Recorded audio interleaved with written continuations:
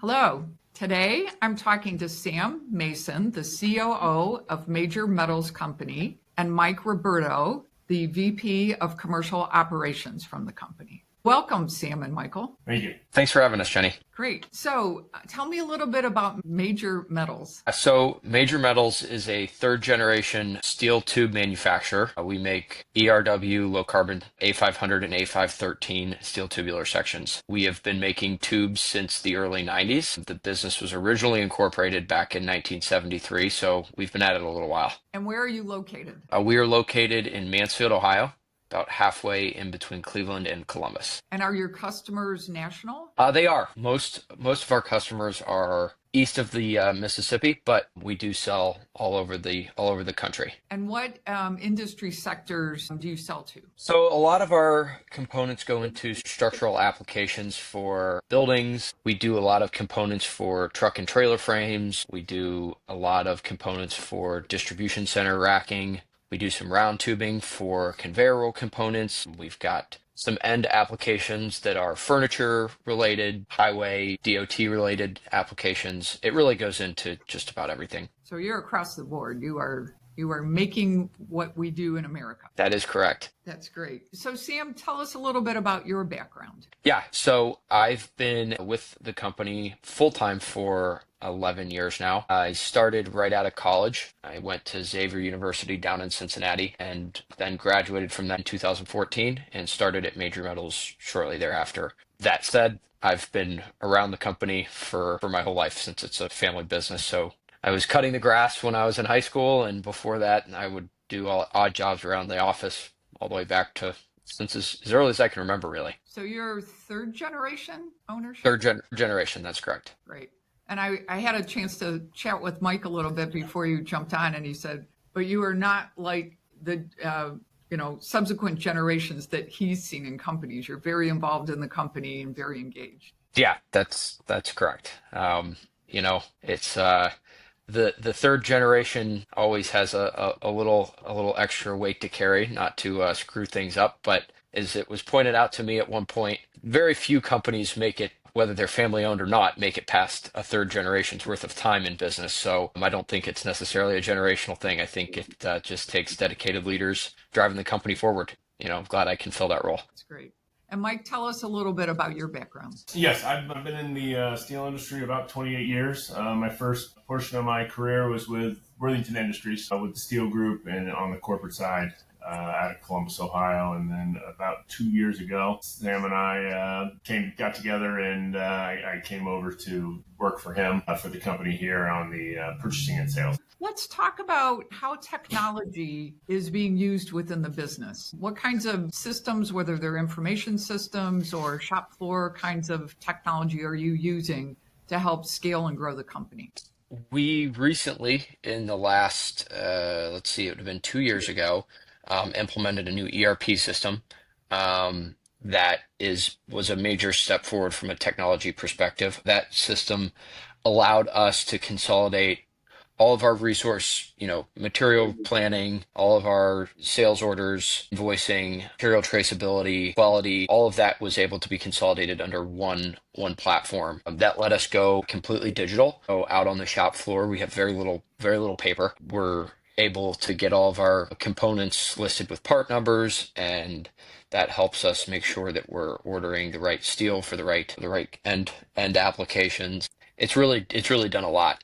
One of the coolest aspects that we were able to do is before we centralized this into one platform, all of our quality documents were pen and paper. And so for us to look up something like a dimensional measurement that our quality team did, or a check on the weld integrity of some of the tube that we're making, we would basically have to go back and pull the paper copy of the work order or a scanned copy of it and kind of flip through the PDF. Now all we have to do is go into our system.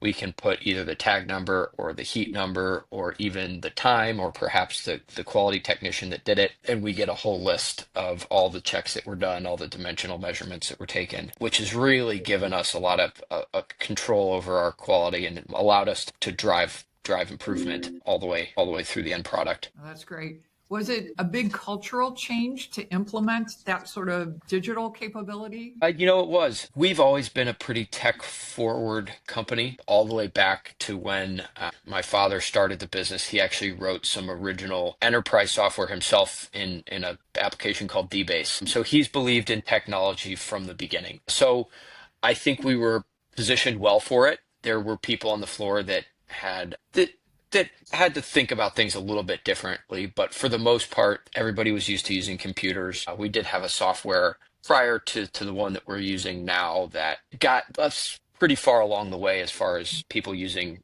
tech tools on the floor. That's great. Oftentimes those implementations are difficult because people resist change and they're afraid they're not going to be able to learn the new system. And sometimes you take a little bit of a dip before you really experience the benefits of the automation. Yeah, and it's really tricky when you're implementing something like that to get people who write the software and implement the software to get them thinking like somebody that's on the shop floor, and in the same way trying to get somebody that's on the shop floor thinking like them. That communication can be really, really a hurdle because they don't think the same.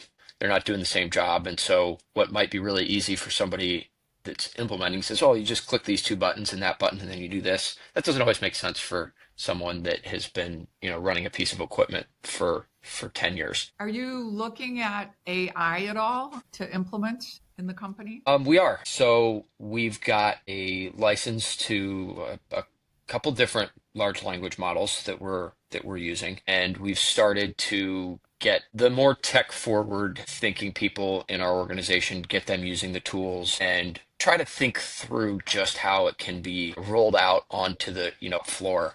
How might we be able to use it for order entry, or how might we be able to use it for customer support functions. We actually had a very interesting story. We just put in a brand new tube mill, and the saw on the tube mill has got a set of parameters that you can change to make the blade speed move faster. You can take more metal with each turn of the blade, and as a result, you can make the machine run faster. Well, the parameters that came from the vendor that sold us the equipment were stock parameters. They didn't have any optimization built in them. And I was actually, I was standing in front of the HMI and I took a picture of the HMI and I loaded it into a large language model. And I said, hey, help me optimize these parameters. And it did it. It came back and said, you should try this for this one, this for that one. And this is not a well-known piece of the HMI that I was sending a picture of is not something that is widely used. I mean, this is a very industry specific, very, niche piece of programming software. And the large language model gave me the right answers. I plugged it in and it immediately started running faster. It was pretty cool. That's amazing.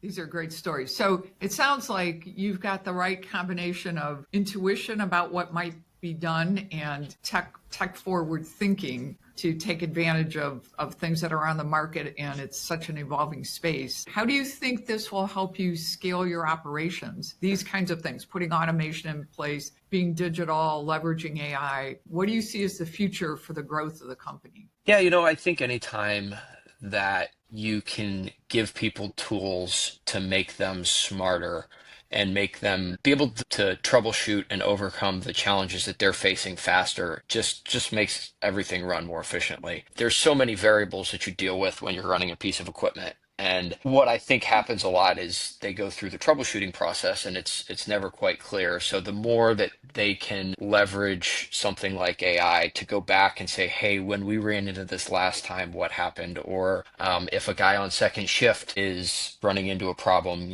can he get into the software and talk to it more like you talk to a person rather than to look it up like you would traditionally in like Windows Explorer? Can you ask the system, hey, what happened on first shift today? Have they run into this problem yet? There's a noise going on in this particular bearing. Is this something to be worried about, or is this something that somebody else has noted and said it's fine? Those are the type of things that I think can really help people on the floor make better, more informed decisions. So it's more of a mindset of the technology is a tool for skilled workers to use to be better at their jobs, as opposed to we want to eliminate the workers. Yeah, I think absolutely. I have yet to find an instance where somebody that's skilled doesn't take a piece of technology and just use it to be more efficient rather than to have that piece of technology completely replace a worker. Certainly in areas like robotics and certain general labor jobs, there's jobs that absolutely can be automated away. But I think anytime you automate a job like that away, you really kind of create another job that might be just as good or better, and you give people the tools to really get more done with the same or less amount of time.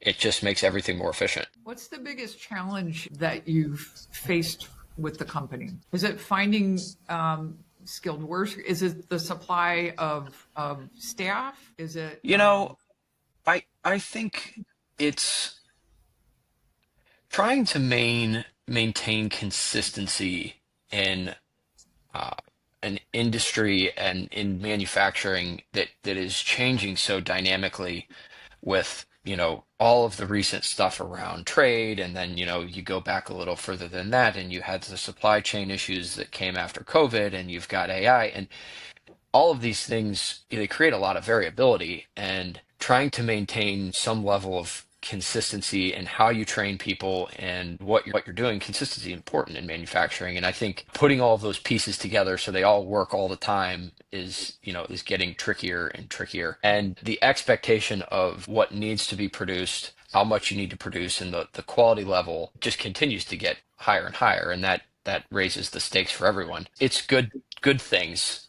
These are good challenges that we're faced with, but trying to put all of those pieces together can be a real challenge. what do you see for the future? I mean, do you think you're going to continue to expand? Are you going to expand geographically? What are your thoughts on growing the company? Yeah, I think we'll continue to expand. That's a core tenet of our whole, or the values that we've built the company on, is continuous improvement, continuous growth is an important aspect for everybody.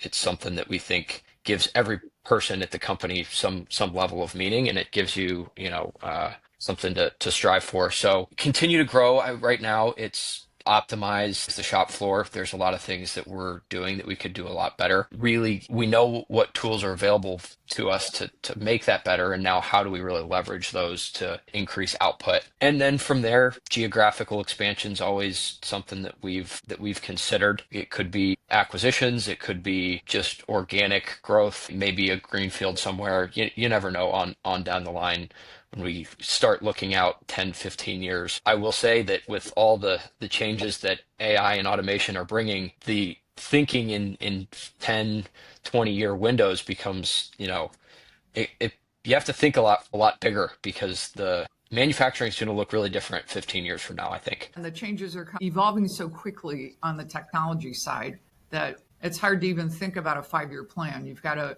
really have just an ongoing real-time planning.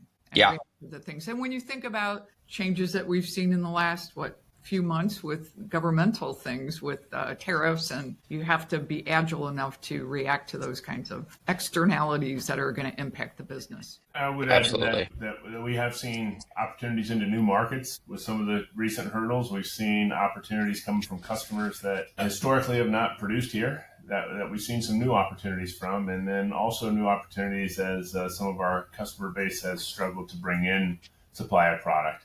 So there are, like as Sam said, our customer base continues to change, and we have to match that. That's good. There's always an opportunity with every problem. There's a way to look at it through a lens where you can see how you can leverage it.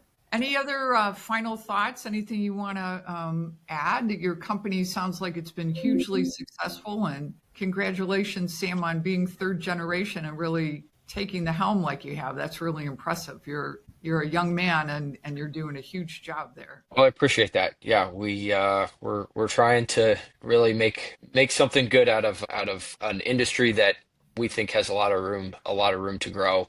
Um, our market is, in our opinion, not going away anytime soon, and I think there's certainly demand for companies that are doing it well. And we're certainly not perfect, but we really do think that we've got the right pieces in place to make some material improvement here. So yeah, it's exciting. Mike, any final thoughts?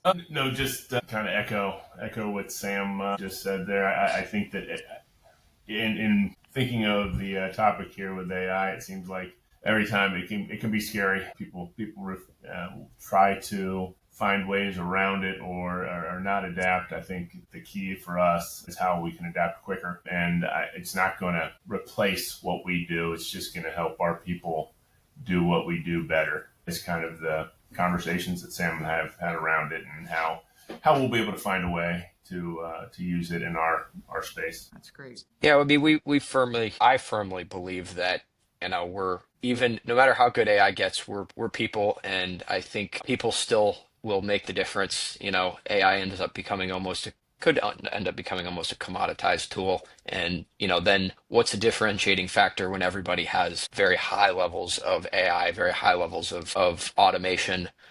It becomes the people that are on top of that tool. And I think no matter how good it gets, there's still going to be an opportunity for people to drive value in organizations. So that's our vision for it. That's great. Well, Sam and Mike, I really enjoyed talking to you today, and I wish all the success for Major Metals Company, and look forward to hearing continued great things about the company in the future. Thank you for having us on, Jenny. Thank you very much.